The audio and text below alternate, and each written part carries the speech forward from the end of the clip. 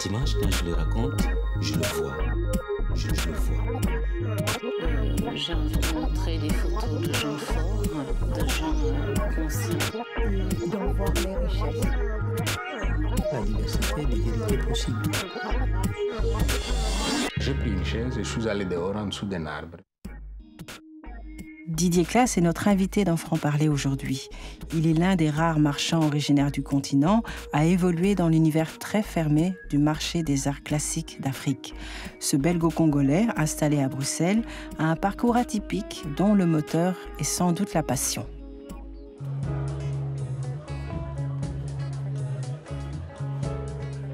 Mon commerce est basé à Bruxelles.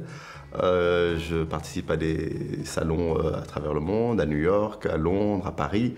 Mais j'ai pour mission, je me suis donné pour mission d'essayer un peu de faire connaître un peu plus ma passion aux Africains, puisque finalement c'est quand même à eux que tout cela appartient, et j'essaie un peu plus de me diriger vers l'Afrique.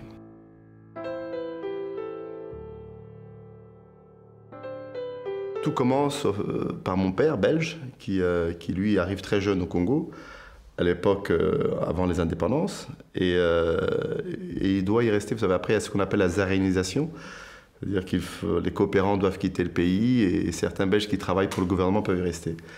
Et donc il trouve un emploi à l'IMNZ. L'IMNZ, c'est l'Institut des musées nationaux du Zaïre, qui est devenu MNC, donc l'Institut des musées nationaux de Kinshasa, du Congo.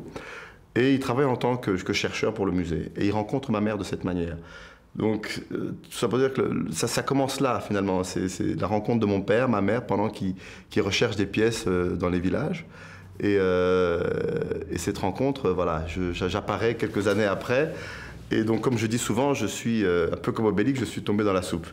J'ai beaucoup, par le souhait de mon père, eu des vacances plutôt moins habituelles que les enfants de mon âge, puisque la plupart de mes vacances et des congés que je pouvais avoir, ou du moins dans le week-end, étaient passés à accompagner mon père en brousse.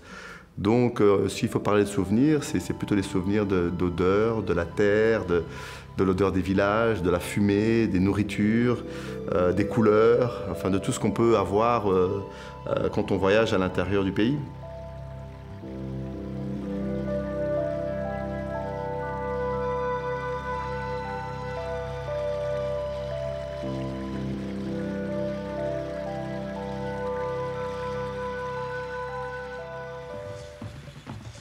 Début des années 50, éclate quand même dans le monde le marché de l'art africain, et il commence à y avoir l'arrivée de marchands spécialisés qui viennent à la recherche de pièces bien précises et qui achètent ces pièces, qui viennent négocier ces pièces dans les villages, dans les tribus. Et alors arrivent les années 70-80 où, tout doucement, on arrive à une disparition complète des pièces sur le territoire africain. Les pièces que moi, aujourd'hui, je vends dans ma galerie, que je vends à mes collectionneurs, proviennent tous de collections européennes, enfin occidentales. Ce sont des objets que j'achète en vente publique, chez Sotheby's, chez Christie's, dans les vieilles collections, dans les vieilles familles, mais je n'achète plus de pièces en Afrique. Il faut vraiment que votre public puisse comprendre une chose, c'est que des objets anciens ne sont plus disponibles en Afrique. Alors, je ne dis pas que dans certaines grandes chefferies, au Cameroun, chez les Bamileke, certaines grandes chefferies en Côte d'Ivoire ou certaines grandes chefferies du Congo puissent encore avoir quelques pièces. C'est possible. Comme en Europe, il peut arriver qu'on trouve dans un grenier une peinture d'un grand maître. C'est des choses qui peuvent arriver. Tout ce qui est lié au culte magico-religieux est quelque chose d'extrêmement défini et rare.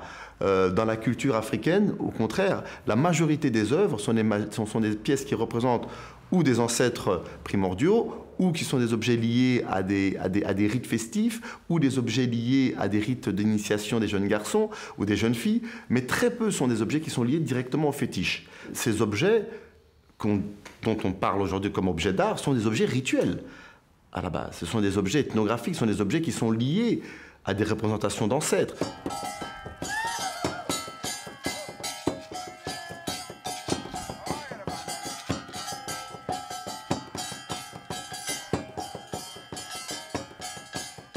L'objet ancien, rituel authentique, doit être un objet qui a été sculpté par la tribu pour l'usage de celle-ci et utilisé par celle-ci. Ça, c'est vraiment la notion d'un objet ancien, authentique. Donc si un objet a été sculpté même par un sculpteur traditionnel dans le but du commerce, il perd sa notion d'authenticité. Il n'est plus authentique. Dès qu'on sort de l'idée de sculpter une pièce pour son usage tribal, on sort du contexte authentique. Donc la pièce peut être d'époque. J'ai des pièces qui sont... Enfin, pas moi personnellement, mais on peut avoir des pièces, être face à des pièces qui ont 100 ans, mais qui ne sont pas authentiques. C'est très compliqué à expliquer, mais vraiment les bases, c'est objet rituel, sculpté par la tribu pour l'usage de celle-ci, et utilisé par celle-ci, puisqu'on parle d'objet rituel.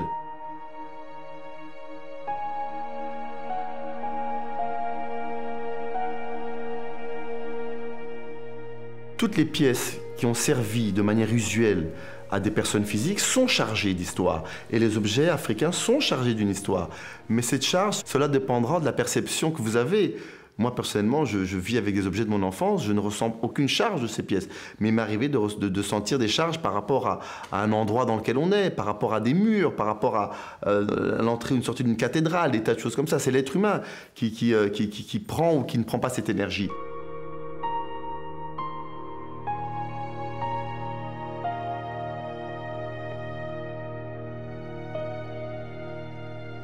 La plupart des collectionneurs d'art moderne ont enfin assimilé que les grands artistes de l'époque du début du XXe se sont inspirés de l'art africain. Donc, beaucoup de ces acheteurs aujourd'hui commencent à acheter de l'art africain, mais sont attirés par des pièces qui rappellent les lignes de l'art moderne. Toutes les pièces qui ont pu inspirer des gens tels que Derain, Modigliani, Giacometti, Picasso et ceux-là.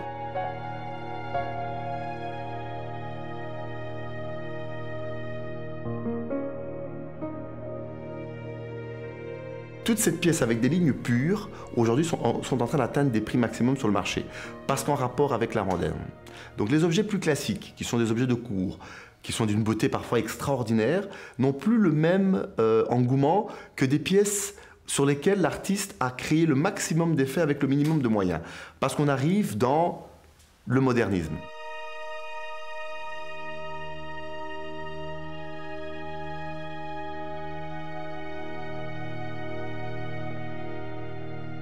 Il est très difficile de refaire l'histoire. Tous ces musées, Tervuren, Quai Branly et d'autres, en Allemagne et un peu partout dans le monde, sont liés au passé colonial, donc sont liés à une douleur.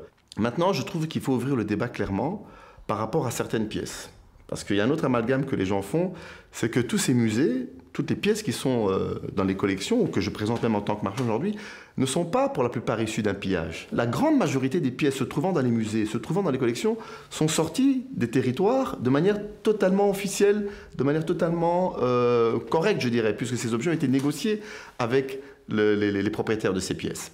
Mais il y a certains objets, dans des cas bien précis, qui sont en lien direct avec un passé douloureux. Pour revenir sur le cas du royaume des Dahomey, il y a plusieurs pièces qui sont issues du pillage de l'armée française, dirigée par une personne dont on connaît le nom, dont les pièces sont numérotées, collectées. J'estime que dans ce cas-là, on doit pouvoir ouvrir un débat. Dans le cas de Benin City du royaume au Nigeria, du pillage du palais royal par l'armée britannique en 1895, d'une expédition dont le surnom déjà fait froid dans le dos, puisqu'on parle d'une expédition punitive, peuvent ouvrir débat. Certaines pièces aussi, je l'ai déjà dit, à Tervuren, qui sont issues d'un pillage clairement ciblé par rapport à des événements dont on peut relater les faits, peuvent porter débat. Mais on ne doit pas généraliser.